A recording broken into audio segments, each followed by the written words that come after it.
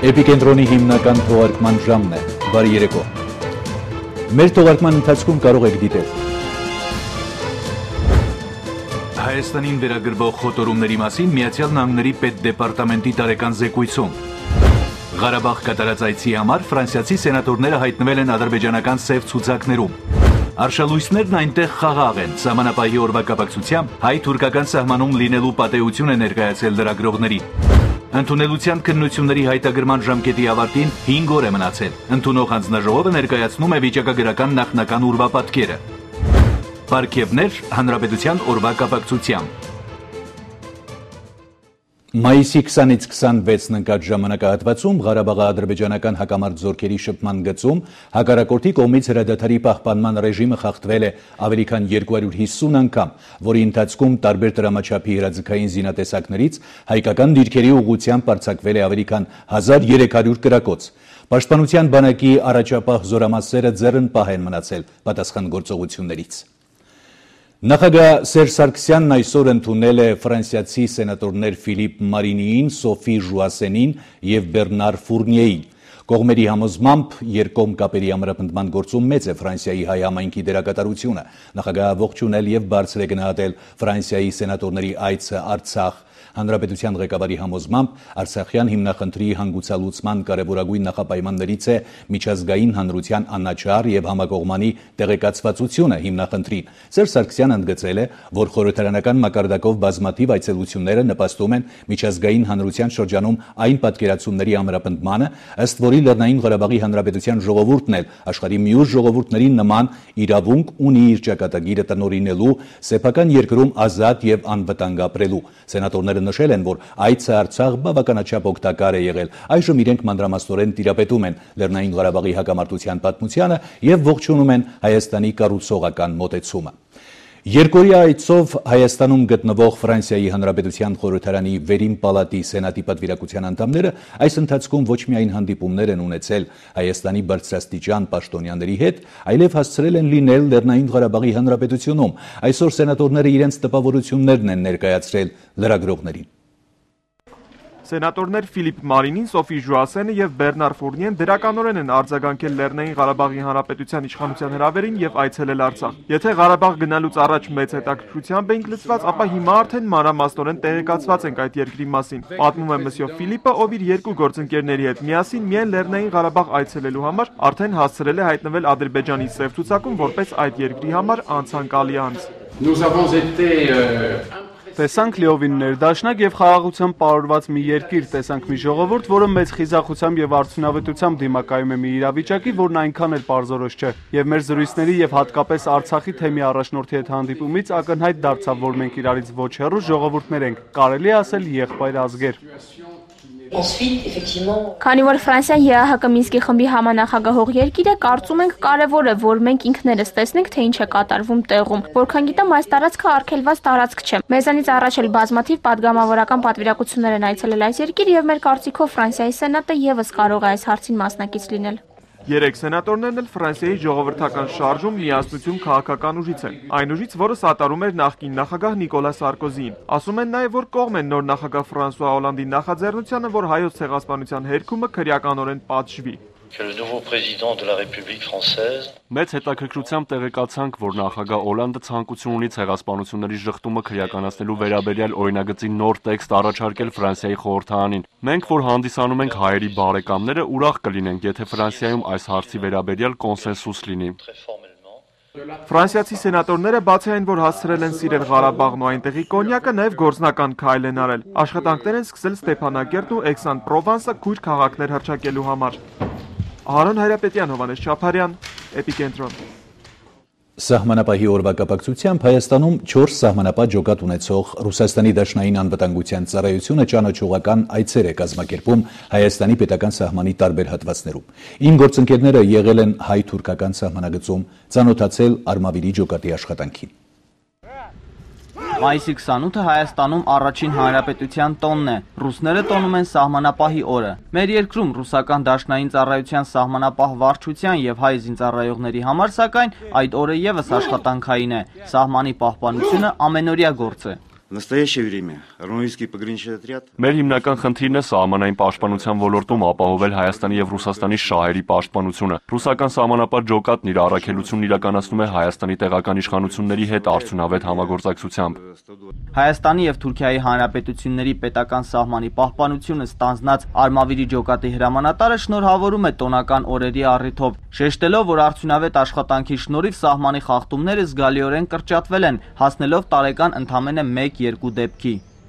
в текущем году зафиксировано Հայ-թուրքական սահմանի Արմավիրի 120 կիլոմետր հատվածում այս տարվա ընթացքում արձանագրվել է սահմանի խախտման 1 եւ սահմանային ռեժիմի խախտման 3 դեպք։ Բոլոր դեպքերը ժամանակին արձանագրվել եւ կասեցվել են։ Արդեն սահմանագծին Մարգարագյուղի մոտ կանգնած է սահմանապահ ուղեկալը կապիտան Ալեքսեյ Շուկինի գլխավորությամբ։ Այստեղ հիմնականում հայ պայմանագրային զինծառայողներն են հսկում սահմանը, երաշխավորը ռուսական կողմն է։ Մարգարայի հայտնի կամրջի հարևանությամբ սահմանի խախտման ահազանգին արձագանքը օպերատիվ է եւ համակարգված։ Սահմանը խախտելու դեպքը չնայած պայմանական է, սակայն ճիշտ այնպես, ինչպես լինում է իրականում։ Ռուսական կողմը խոստանում է շարունակել համագործակցությունը ռազմական ու դիվանագիտական բոլոր ոլորտներում, ճգնաժամային ու տոնական բոլոր իրավիճակներում։ Хотелось бы поздравить всех пограничников. Ուզում եմ շնորհավորել բոլոր սահմանապահներին, ցանկանալ ամուր առողջություն, հաջողություններ ծառայության մեջ եւ որպեսզի պետական սահմանի խախտումները երբեք չունենան կյանքի համար վտանգավոր ելք։ От имени посольства Ռուսաստանի դեսպանության եւ Ռոսսոտրուդնիչեստվոյի անունից շնորհավորում եմ բոլոր սահմանապահներին մասնագիտական տոնի արդիվ։ Անհրաժեշտ եմ համարում նշել, որ մեր դաշնային գործակալության համար ինտեգրացիոն գործընթացները կարևոր են, ինչի մասին է խոսում մեր սահմանապահների համատեղ աշխատանքը հանուն մեր ընտանիքների եւ հայրենիքների խաղաղության պահպանման։ Արմավիրից բացի ռուսական կողմը սահմանապահ ջոկատներ ունի նաեւ Գյումրիում, Արտաշատում եւ Մեղրիում։ Զինծառայողներն ու նրանց ընտանիքները ապահովված են լավագույն պայմաններով։ Ջոկատները պարբերաբար համալրվում են նոր զինատեսակներով։ Չնայած Իրանի ու Թուրքիայի հետ սահմանում կրակոցներ չեն հնչում, բայց հնչելու դեպքում ռուսական սահմանապահ ջոկատները առաջին հարվածն իրենց վրա կվերցնեն, մինչև հայկական բանակը գործի անցնի։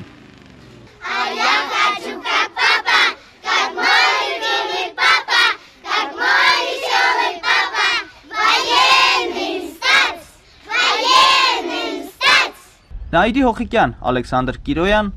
Էպիկենտրոն։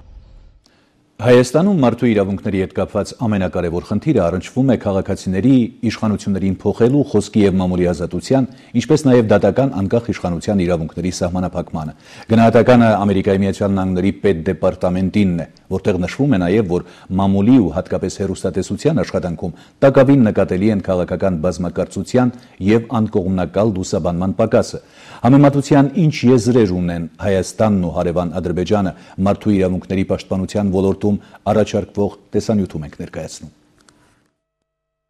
2011-ին աշխարհում մարդու իրավունքների ոլորտում տիրող իրավիճակի վերաբերյալ գնահատականը մինչ տարբեր լեզուներով կհայտնվի մամուլի առաջին էջերում նախ հնչում է ԱՄՆ պետքարտուղարի շուրթերից։ Հրապարակում ԱՄՆ պետդեպի 2011 թվականի զեկույցն է, որտեղի թիվս աշխարհի մի շարք երկրների անդրադարձ կա նաև Հայաստանին ու մեր տարածաշրջանին։ Տագնապալի անհանգստացնող հերթական զեկույց։ Մինչ ոմանք տարատեսակ գնահատականներ են տալիս ամենամյա այս զեկույցին, ԱՄՆ արտաքին քաղաքական գերատեսչությունը փաստում է, որ Հայաստանում 2011-ին ազատ են արձակվել 2008 թվականի նախագահական ընտրություններին հաջորդած իրադարձությունների հետևանքով ձերբակալված 6 ընդդիմադիր գործիչներ։ Ապրիլի 28-ից սկսած իշխանություններն արտոնել են ընդդիմությանը ցույցեր եւ հավաքներ կազմակերպել մայրաքաղաքին նախկինում արգելված վայրերում։ Դրանք անցկացվել են առանց միջադեպերի, թեպետ Երևանից դուրս ապրող ցուցարարների ժամանումը մայրաքաղաք խոչընդոտվել է։ Ընտրական ու հետընտրական իրավիճակների մասով ԱՄՆ պետդեպն ավելի կոշտ գնահատականներ է տվել հարևան Ադրբեջանին։ Զեկույցի համաձայն 2010-ին անցկացված խորհրդարանական ընտրությունները չեն համապատասխանել ՀԱՀԿ հիմնական ընտրական չափանիշների մեծ մասին։ Այստեղ նշվում է, որ թեև Ադրբեջանում 50-ից ավելի կուսակցություններ կան, սակայն նախագահի գլխավորած Յենի Ադրբեջան կուսակցությունը քաղաքական համակարգում դոմինանտ դեր է կատարում։ Վերջին 1 տարում Ադրբեջանում սահմանափակվել են խոսքի ազատ արտահայտման իրավունքները, հատկապես գարնան ամիսներին բռնաճնշումներ են իրականացվել դեմոկրատական բարեփոխումների եւ կառավարության հրաժարականի պահանջով անցկացված բողոքի ակցիաների մասնակիցների նկատմամբ։ Այդ ակցիաների 15 մասնակիցներ 8 ամսից 3 տարի ժամկետով ազատազրկման են դատապարտվել։ Բաքվի գործադիր իշխանությունը մերժել է բողոքի ակցիաներ անցկացնելու մասին ուղարկված բոլոր դիմումները։ Դատական համակարգ առանձնակի ուշադրության առարկա է դարձել։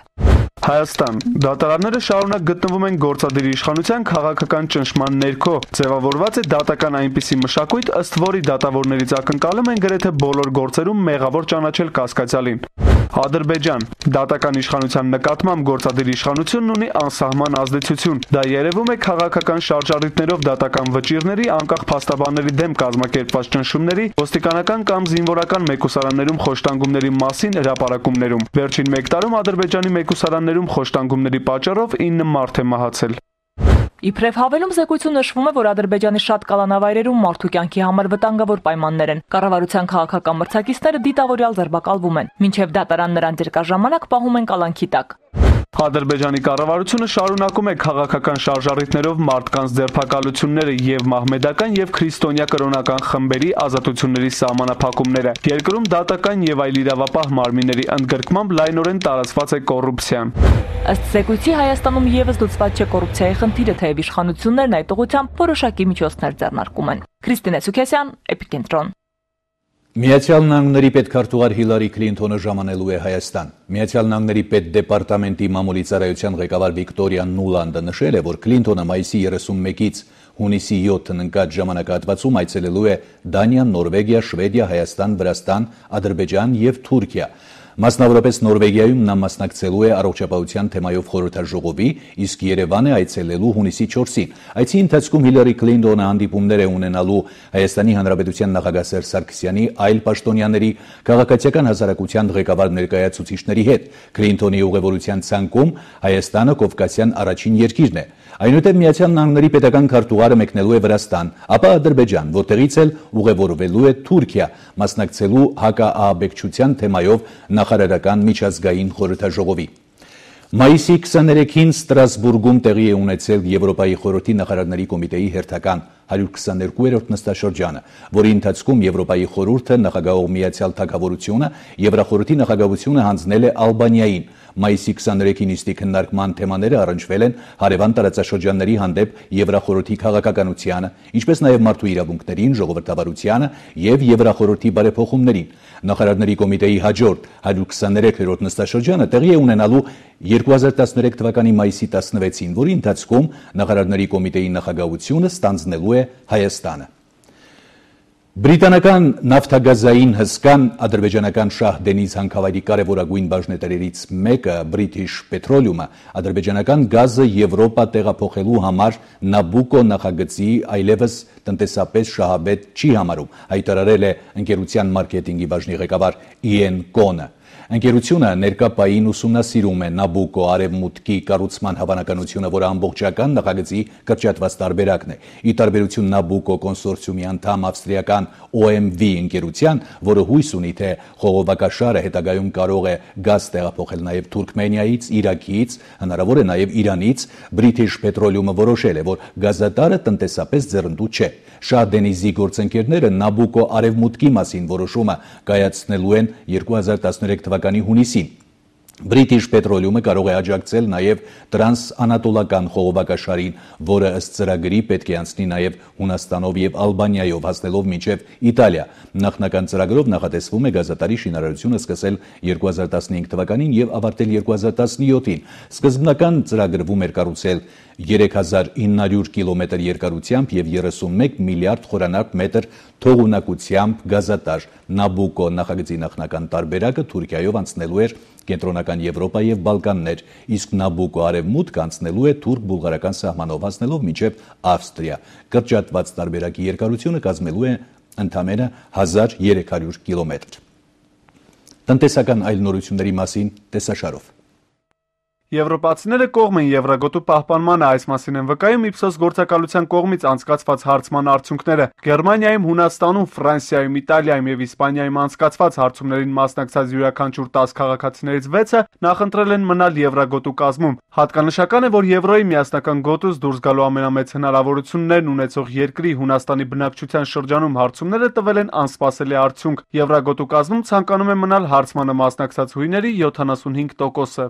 Mail.ru էլեկտրոնային փոստի ռուսական խոշորագույն ծառայությունը կգործարկվի ԱՊՀ երկրների լեզուներով, այդ թվում հայերենով։ Այս տարվա ապրիլ ամսից արդեն իրենց մայրենի լեզվով կայքից օգտվելու հնարավորություն են ստացել Ուկրաինայի եւ Ուզբեկստանի քաղաքացիները։ Comscore վերլուծական ընկերության տվյալներով Mail.ru-ն համարվում է էլեկտրոնային փոստի ծառայություններ մատուցող աշխարհի 5 խոշորագույն ընկերություններից մեկը։ Օրական կայքի ծառայություններից օգտվում է ավելի քան 100 միլիոն մարդ, հատկապես մեծ է հետաքրքրությունը Ռուսաստանի Դաշնությունում, Ուկրաինայում եւ Բելարուսում։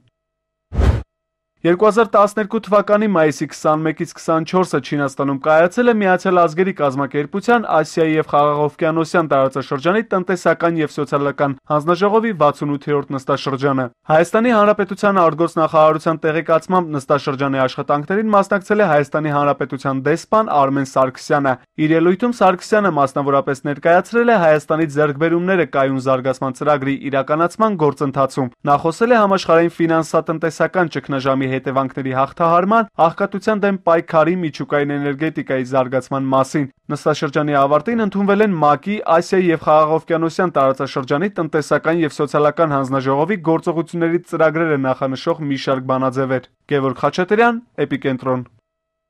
Վատիլիքս աշխարհի լրատվամիջոցները հասցրել են այսպիսի անունով կնքել Վատիկանից գաղտնի տեղեկությունների արտահոսքի նոր սկանդալը, որը ծագել է Իտալիայում։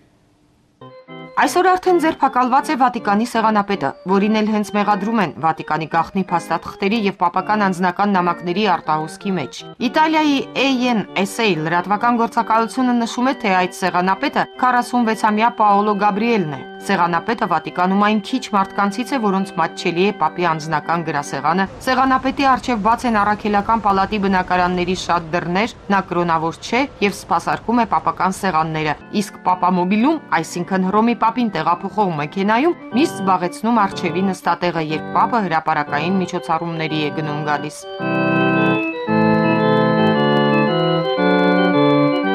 Ամեն ինչ սկսվեց նրանից, որ իտալացի լրագրող Ջիանլուիջի Նազին վերջերս Իտալիայում հրապարակեց Sua Santità, թարգմանաբար Նորին սրբությունը վերնագրով գիրքը, որում փաստաթղթերով եւ անձնական նամակներով վկայում է Վատիկանի ներսում տեղի ունեցած կոռուպցիոն գործարքների, իշխանության համար ներքին պայքարի մասին եւ այլն։ Չնայած այս տարվա հունվարին եւ փետրվարին գաղտնի փաստաթղթերի որոշ հատվածներ Իտալիայի մամուլում է տպագրել լրագրողը, սակայն գիրքը մեկ շաբաթում բեսթսելլեր դարձավ Իտալիայում։ Վատիկանը այն որակեց որպես քրեագործություն։ Ամեն դեպքում հրապարակումից օրեր անց Վատիկանի բանկի նախագահ Էտորե Գոտտի Տեդեսչին ազատվեց նրա խորհրդի անդամի պաշտոնից։ Վատիկանը Իտալիայի դատական համակարգից անջատիր սեփական դատական համակարգն ունի։ Կասկածյալ սեղանապետը պահվում է Վատիկան քաղաք-պետության հատուկ խցում եւ հայտնի էլ չէ, թե արդյոք նրա պաշտպանությունը Վատիկանի փաստաբաններն են ստանձնելու, թե հնարավոր է դրսից փաստաբանների ներգրավումը։ Հետաքննությունը վարում է Վատիկանի գլխավոր դատախազ Նիկոլա Պիկարդին։ Պիկարդին այս առիթով ասել է, թե Հռոմի Բենեդիկտուս 16-րդ պապը ցնցված է եւ իր ափսոսանքն է փոխանցում ձերբակալության առիթով։ Ռուզան Խաչատրյան, Էպիկենտրոն։ Reuters գործակալության տեղեկացմամբ ատոմային էներգիայի միջազգային գործակալության ՄԱԳԱՏԵ-ի միջազգային դիտորդները Իրանում մինչև 27% հարստացված ուրանի հետքեր են հայտնաբերել։ Հարստացման նշված մակարդակը զգալիորեն գերազանցում է 20%-ը, որը անհրաժեշտ է առողջապահության ոլորտում օգտագործվող քաղցկեղի բուժման համար անհրաժեշտ իզոտոպների ստացման համար։ Իրանը ավելի վաղ հայտարարում էր, որ չի պատրաստվում ուրանը հարստացնել բժշկական ասպարեզում անհրաժեշտ մակարդակից ավելի։ Աղբյուրի տեղեկացմամբ դեռևս վաղ է այս հարցում տագնապ հնչեցնել, քանի որ մինչև 27% հարստացված ուրանը կարող է արտադրական խոտան լինել եւ ոչ միտումնավոր գործողության արդյունք։ ՄԱԳԱՏԵ-ն պարզաբանումներ ստանալու նպատակով դիմել է Թեհրանին։ Կասկածելի ցուցանիշներով ուրանը հայտնաբերվել է օդային հնարավոր հարձակումներից լավագույնս պաշտպանված Ֆորդոյի ստորգետնյա միջուկային համալիրի մոտ։ Արևմուտքի առանցքային պահանջներից մեկը հենց այդ համալիրի փակումն է։ Ենթադրվում է, որ հենց այդ գործարանում կարող է միջուկային զենքի պատրաստման համար անհրաժեշտ բաղադրիչներ ստեղծվել։ Մասնագիտական դիտարկմամբ միջուկային զենքի համար անհրաժեշտ է մինչև 90% եւ ավելի հարստացված ուրան։ Իրանը ունենալով ժամանակակից ցենտրիֆուգներ, համեմատաբար կարճ ժամանակահատվածում կարող է ուրանի հարստացումը հասցնել նման մակարդակի։ Հենց դա էլ անհանգստություն է պատճառում Արևմուտքին եւ Իսրայելին։ Հայաստանի Հանրապետության նախագահ Սերժ Սարգսյանի հրամանագրերով Հանրապետության տոնի կապակցությամբ պետական պարգևներ եւ կոչումներ են շնորհվել գիտության, կրթության, մշակույթի, առողջապահության եւ այլ ոլորտների մի խումբ ներկայացուցիչների։ Որոշեցի մի քիչ էլ երկար ապրել եւ ստեղծագործել հայ ժողովրդի եւ մեր հանրապետության համար։ Որոշումը պատվով իրականացրեց այսօր էլ գիտության զարգացման գործում ներդրած նշանակալի ավանդի երկարամյա հասարակական քաղաքական գործունեության համար ակնառու պետական գործիչ ակադեմիկոս Սերգեյ Համբարձումյանը պարգևատրվեց Տիգրան Մեծ շքանշանով։ Հավաքվենք միասին, ուժ ու եռան թափենք եւ մեր Հայաստանը դարձնենք գեղեցիկ ծաղկուն երկիր։ Ժողովրդավարության կայացման գործում իր ներդրման համար առաջին աստիճանի մեդալի արժանացած Դավիթ Հարությունյանն այստեղ եւս ժողովրդավարական գաղափարներ է առաջադրում, պարգևատրումը դիտարկելով ոչ թե անհատական, այլ թիմային աշխատանքի արդյունք։ Այն քաղաքական բազմազանությունը, որ առկա եղել թե պատվիրակության կազմում, թե հանձնաժողովում, այն թեժ բանավեճերը, որ շատ հաճախ ծավալվում էին, թերևս դրա արգասիքն է այսօրվա պարգևը։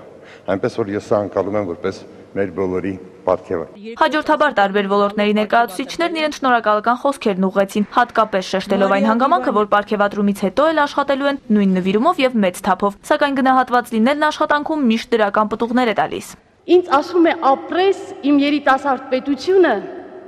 որի իմ դժվար ուղու անդավաճան ուղեկիցն է եղել։ Եվ այսօր քիչ առաջ, 2 րոպե առաջ, ինձ ասեց ապրես իմ նախագահը։ Շնորհակալ եմ ձեզ, մարդիկ։ Գիտություն, կրթություն, առողջապահություն, մշակույթ, այս եւ այլ ոլորտների նվիրյալներն ավանդաբար իրենց նպաստն են բերել հայրենիքի զարգացման գործում։ Հայաստանի Հանրապետության նախագահ Սերժ Սարգսյանը շնորհավորեց բոլորին հայրենիքի բարձր պարգևներին արժանանալու համար եւ մաղթեց նույն անձնվեր ոգով շարունակել հայրենանվեր գործունեությունը։ Մեր խնդիրն է վերականգնել եւ բարձրացնել մտավորական Հայաստանի վարկը մեր հասարակության մեջ եւ աշխարհում։ Սիրելի պարգևատրվածներ, դուք ձեր գործը լավ եք կատարում, շատ լավ եք կատարում։ Եթե մեզանում բոլորն իրենց գործ անեն այնպես, ինչպես դուք, մեր պետության եւ հասարակության առջև ծառացած բազմաթիվ խնդիրներ կլուծվեն ինքնաբերաբար։ Այս առումով դուք շատ թանկ մարդիկ եք, թե մեր հասարակության եւ թե անձամբ ինձ համար։ Տոնական տրամադրության կարմիր թելն ուղղվեց նաև նախագահի նստավայրից դուրս։ Լավ, հա, մի քիչ խառնված, որտեղ չգիտեի, իսկապես չգիտեի ու նոր մշակույթի նախարարն ասի, որ ես ինչ հետարքի սուրպրայզ էր։ Չարենց ինքը շատ դաժան կյանք ապրեց, բայց միշտ ունեցավ, երբեք չհուսահատվեց եւ միշտ ունեցավ պետական մտածելակերպ։ Եվ եթե մեզնից յուրաքանչյուրը իր աշխատատեղում այդ մտածելակերպով, այդ մոտեցումով աշխատի, ես կարծում եմ, որ մեր հանրապետությունը շատ ավելի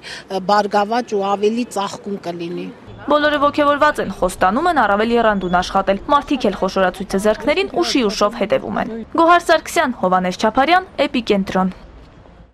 Մուշ 2 թղամասի բնակելի շենքերի կառուցմանը եւ նորակառույց դպրոցի շինարարական աշխատանքների ընթացքին ծանոթանալու նպատակով Հայաստանի Հանրապետության վարչապետ Տիգրան Սարգսյանը այսօր այցելել է Գյումրի։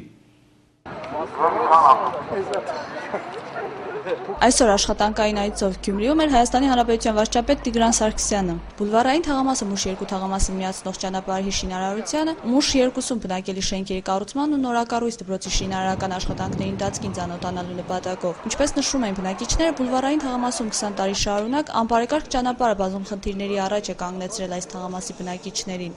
23 տարի շարունակ Բուլվարային թաղամասում ապրող բնակիչները թաղամասում գտնվող դպրոցի մանկավարժական, աշակերտական, ծնողական հանրույթը միշտ դժվարացել է հասնել դպրոց։ Թաղամասի ճանապարհաշինական աշխատանքների ընթացքին ծանոթանալուց հետո վարչապետն այցելեց Մուշ 2 թաղամաս, որտեղ իր իսկ ձեռքով ծարտնկելուց հետո ծանոթացավ նորակառույց բնակարանների ներքին հարդարման աշխատանքներին։ Այնուհետև Տիգրան Սարգսյանը հետևեց դպրոցի շինարարական աշխատանքներին։ Դպրոցի կառուցման աշխատանքներն իրականացվում են կրթական օբյեկտների շինարարության Ռուսաստանի Դաշնության կողմից Հայաստանի Հանրապետությանը տրամադրված վարկային միջոցների հաշվին։ Դպրոցն ունի 1080 աշակերտական տեղ։ Ըստ հաստատված ժամանակացույցի աշխատանքների վերջնաժամկետը սահմանված է սույն թվականի օգոստոսի 10-ը։ Կառուցվող 1756 բնակարաններից 585 բնակարաններն արդեն իսկ բաշխվել են, իսկ լուծում պահանջող մոտ 420 ընտանիքների բնակարանային խնդիրը իր լուծումը կստանա 2012 թվականին սկիզբ առնող լրացուցիչ կառուցվելիք բնակարանների հատկացմամբ։ Ես կարծում եմ մենք մինչև սեպտեմբեր ամիս կարող ենք հստակ իմանալ, թե որ բազմաբնակարան շենքում քանի 1, 2, 3, 4 սենյականոց բնակարաններ ենք ունենալու։ Անգին Խաչատրյան, Արտյոմ Ադամյան, Էպիկենտրոն, Շիրակ։ Ընդունելության քննությունների հայտագրման ավարտին մնացել է 5 օր։ Դիմորդների քանակի վերաբերյալ բուհերի ընդունող հանձնաժողովները արդեն իսկ որոշակի վիճակագրություն են ներկայացնում եւ զգուշացնում այն դիմորդները, ովքեր մտափոխվել են, կարող են առաջիկա 5 օրերի ընթացքում չեղյալ համարել լրացված հայտերը։ Հաշվի առնելով այս հանգամանքը, բուհերի ընդունող հանձնաժողովները համոզված են, որ հայտագրման վերջին 5 օրերը առավել լարված են անցնելու։ 2945 տեղ Մայրբուհն այս տարի ճիշտ այսքան ուսանող ընդունելու հնարավորություն ունի։ Հանրապետության 18105 դիմորդներից առաջին հայտով պետական համալսարան են դիմել շուրջ 4400-ը։ Առյուծի բաժինը դիմորդների 10%-ը այս տարի եւս նախընտրել է իրավագիտության ֆակուլտետը։ Երկրաբանություն Հնչեղ մասնագիտություն շքեղ ապագա Բանաձևը խորթ է Արմանի համար։ Երկրաբանություն գծով հատկացված է 57 տեղ, մինչդեռ Արմանը ֆակուլտետի 27-րդ դիմորդն է։ Ֆիզիկա, ռադիոֆիզիկա, մաթեմատիկա, մեխանիկա, աշխարհագրություն եւ երկրաբանություն ֆակուլտետներում տեղերը թափուր են մնում։ Բնական մասնագիտությունների խնդիրն իսկապես լուրջ է, նկատում է ընդունող հանձնաժողովի պատասխանատու քարտուղարը։ Պատճառը մեկն է։ Հանրապետությունում դրևս զարգացման փուլում է կամ շատ զարգացած չէ արդյունաբերությունը։ Իսկ կոչը պատճառաբանված։ Բնագիտական մեր մասնագիտություններով դիմեն, որտեղ ավելի մեծ է անվճար տեղով ընդունվելու շանսերը։ Փոխարենը դիմորդների պակաս չի նկատվում որոշ հնչեղ մասնագիտությունների գծով։ Մեկ տեղի համար 4-ից 5 դիմորդ։ Նման մրցակցության կբախվեն օրինակ լեզվաբանություն եւ միջմշակութային հաղորդակցություն մասնագիտությունը նախընտրողները։ 2010 թվականի համեմատ աճել է ոչ միայն այս մասնագիտության գծով դիմորդների թիվը։ Հանրային կառավարում, սոցիալական աշխատանք, սոցիալական մանկավարժություն, լրագրություն, անգլերեն եւ գրականություն, թարգմանական գործ եւ սերվիս մասնագիտությունները նախորդ տարիների համեմատ այս տարի պահանջվածների թեժ տասնյակում են։ Թեժ տասնյակին հավակնողներն այս առավոտ էլ պասիվ չեն։ Վերջին զանգը վայելել են տեղը տեղին, բայց պահուստային ուժեր են թողել նաև հայտագրման համար։ Դե այսօր եկանք, որ հերթ չլինի։ Տրամադրվել ենք, որ կանք այսօր հայտերը լրացնենք։ Խմել ենք, բայց հասցրել ենք գանք։ Կարողանում ենք։ Իվիճակի ենք։ Արտացել եմ շատ հոգնած, ֆինանսել եւ վարկեր։ Սարգիսը ընտրել է պետական տնտեսագիտական համալսարանի ամենապահանջված ֆակուլտետը։ Նրա հաջողությանն ամենաշատը հավատում է հայրը, առիթ ունի հավատալու։ Ավարտել եմ կարմիր դիպլոմով։ Համ 9-րդ դասարանը, համ էլ 12-րդ դասարանը։ Սարգիսը տնտեսագիտական համալսարանի 1816-րդ դիմորդն է։ Բուհ նորական նվազագույնը 80-ից 100-ի գործեր է ընդունում։ Դիմորդների նախընտրությունների նախնական հայտագրություն դեռ չկա։ Հայտագրումն է բարդ։ Ինչպես տնտեսագիտական, այդպես էլ շատ այլ համալսարաններում հայտում նշվում է ոչ թե մասնագիտությունը, այլ մասնագիտացումը, բայց մի բան ակնհայտ է։ Մի տեղի համար արդեն ֆինանսական ֆակուլտետում 20-ից ավել դիմորդներ կան։ Հայտագրման միակ պասիվորը վերջին զանգին է եղել։ Ամենամեծ հոսքը սպասվում է առաջիկա 5 օրերի ընթացքում, իսկ քննությունների մեկնարկը կտրվի հունիսի 1-ին եւ կընթանա հետեւյալ հաջորդականությամբ։ Կենսաբանություն, աշխարհագրություն, ընդհանուր պատմություն հունիսի 1, հայոց լեզու եւ հայ գրականություն հունիսի 5, ռուսաց լեզու հունիսի 8, մաթեմատիկա հունիսի 12, օտար լեզու հունիսի 15, ֆիզիկա հունիսի 19, քիմիա, հայոց պատմություն հունիսի 22։ Լուսինե Մուրադյան, Ալեքսանդր Կիրոյան, Էպիկենտրոն։ Միայն Երևանում վերջին զանգի հետ կապված 30 խախտում, սակայն բարեբախտաբար առանց վիրավորների եւ զոհերի, տուգանային հրապարակի փուչիկներով մեքենաները եւ օրինախախտ վարորդների պարզաբանումը։ Տեսանյութում։ 3 վերջին զանգ, իսկ այսօր արդեն առաջին տուգանք։ Որոշ շրջանավարտների համար ուսուցիչների նշած հասուն կյանքը տուգանային հրապարակից սկսվեց։ Մայիսի 25-ին ճանապարհային ոստիկանության աշխատակիցները վերջին զանգի հետ կապված մարզերում 32, Երևանում 30 ավտոտրանսպորտային միջոց են տեղափոխել տուգանային հրապարակ։ Անցած օրվա ժամը 9-ից առավոտյան մինչև այսօրվա 9 հատուկ պահպանվող տարածք է տեղափոխվել 57 տրանսպորտային միջոց։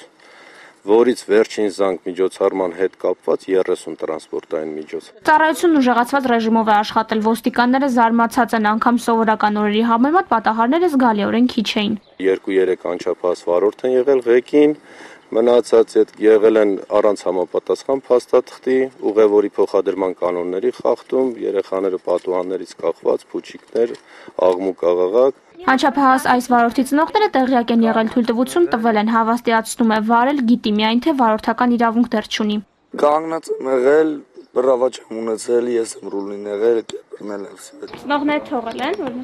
Այո։ Տուգանված մեքենաների վարորդները խուսափում են երեկվա խնջույքն ու հատկապես կատարած խախտումները տեսախցիկի առջև հիշելուց։ Մոտեցեք մարդկաց պատասխանեք, ամաչելու բան չկա։ Ասեք ճանապարհային ոստիկանությունը սխալ է որ բերել է կամ ճիշտ է եղել, մենք դեզանից չենք նեղանա։ Ոստիկանի հորդորներին արձագանքող չկա, թե ինչու են երեխաներին վստահել մեքենայի ղեկն ու արդյոք չեն վախեցել նրանց կյանքի համար, ծնողները գերադասեցին չպատասխանել։ Իսկ Մեսրոպը ոչ վերջին զանգին է մասնակցել, ոչ էլ խախտում արել, մեքենան ընկերն է վարել առանց վարորդական վկայականի, ոչ ընկերոջն է մեղադրում, ոչ ոստիկանությանը։ Երեխեքը ձեռով են, արե գայնը բռնե բելա պլաշատկա։ Խախտում են, կարե բելն ու անհիմն չեն բերել։ 2011-ի մայիսն այս առումով հանգիստ էր, ավարտական դասարան չկար, իսկ ի տարբերություն 2009-ի եւ 10-ի, երբ վերջին զանգն ամեն առումով վերջինը եղավ մի քանի պատանիների համար, 2012-ի վերջին զանգն առանց վիրավորների ու զոհերի էր։ Ոստիկանությունը դա վերագրում է ուժեղացված հսկողությանը, շրջանավարտները դպրոցն ավարտելուն զուգահեռ ինքնագիտակցության բարձրացմանը։ Տաթև Դանիելյան, Աշոտ Համբարձումյան, Էպիկենտրոն։ Երեք հանրապետությունում նշվում էր ավանդական վերջին զանգը, փորձելով առանձնանալ մյուսներից, տարբեր դպրոցներում շրջանավարտները տոնը տարբեր կերպ են նշել։ Հանրակրթական թիվ 62 դպրոցում, օրինակ, վերջին զանգը վերածել են պարահանդեսի։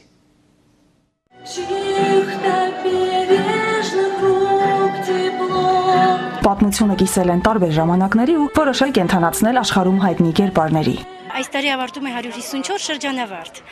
8 դասարան ունեմ ավագ դպրոցի 12-րդ դասարանում, ավանդական առաջին զանգը ուրեմն ուսուցիչների ներկայությամբ, ողջունի խոսքեր ուսուցիչներին հղված, դաստակներին հղված եւ որոշեցի այս տարի մի քիչ ավանդույթից դուրս գալ եւ վերջին զանգի արարողությունը ավարտական նշել երեկոյան, պարահանդեսի տեսքով։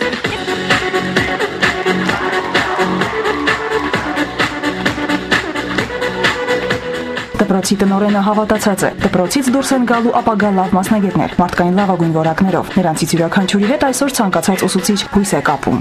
Ունեմ աշակերտներ 12-րդ դասարանում մտավախություն կար, որ ավագ դպրոցը պիտի ծանրաբեռնված լինի, ուսումը ավագ դպրոցում եւ հավատացեք, բառեր չէ որ շռայլում եմ,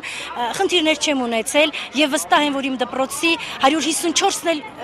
բուհեր են ավարտելու եւ ընդունվելու են դառնալու են արժանի մեր դպրոցի պատվին ու մեզ։ 12 տարի սովորել են այստեղ, այսօր իրենց հետ տանում են այն, ինչի հասել են այդ տարիների ընթացքում։ Նրանք հիմնականում հիշողություններ են։